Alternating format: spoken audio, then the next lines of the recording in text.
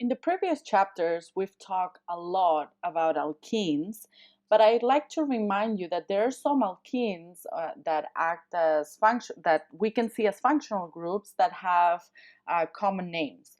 Those are the methylene group and the vinyl group and the allyl group. As you know, alkenes exhibit very similar physical properties as alkanes. They have very weak van der Waals interactions, and they have low melting points and boiling points. As we have more carbons in the chains, the melting and boiling points will increase. And alkenes are soluble in inorganic solvents, but not in water because they are non-polar. And the cis single bond of double bond, so here, right, so when we have an sp2 hybridized carbon connected to an sp3 hybridized, there is a slight polarity in there, so that's why that bond is slightly polar, but very small. We've talked a lot about cis and trans. The cis, as you can see here, has a small dipole, and that's why it's more polar, so it will have higher boiling point. And the trans, because the polar moments, they cancel each other, then that will have a lower boiling point.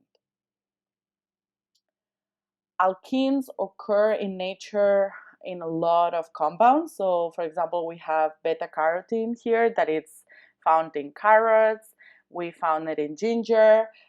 Here we have the R-limonene that gives the smell to oranges.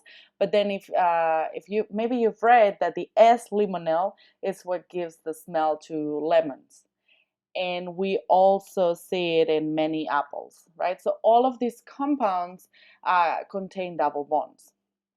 One type of double bonds that we haven't talked about, those are the fatty acids. Triacylglycerols is something that you read in the news and talk about the news, what's a good fatty acid or a bad fatty acid. So let's talk about those. There are two types. One of them are the saturated fatty acids that have no double bonds because the chains are saturated.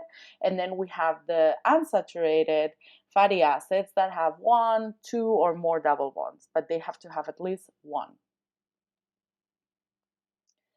The more double bonds the fatty acid presents, the lower the melting point and the boiling point will be.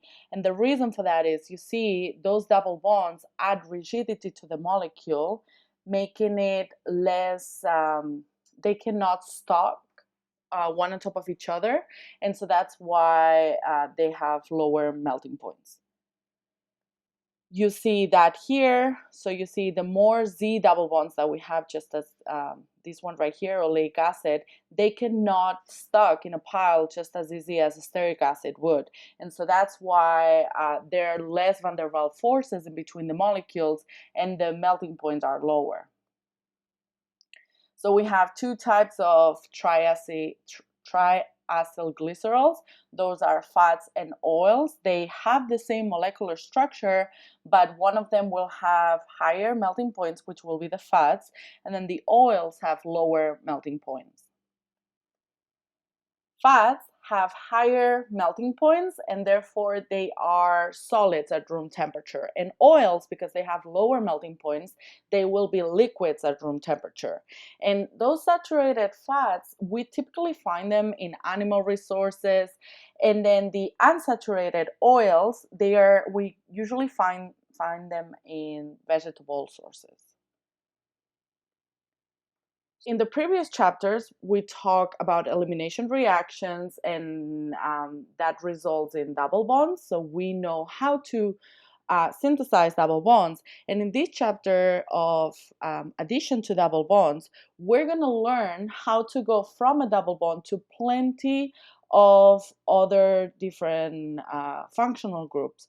So we can simply remove the double bond and go from an unsaturated molecule to a saturated molecule. We can add an alcohol. We can form an an ether just like this one and then open up. We can form an epoxide and open it up. And we can form many other functional groups, or we can synthesize many other functional groups that derive from the double bond that have plenty of uses in our everyday life.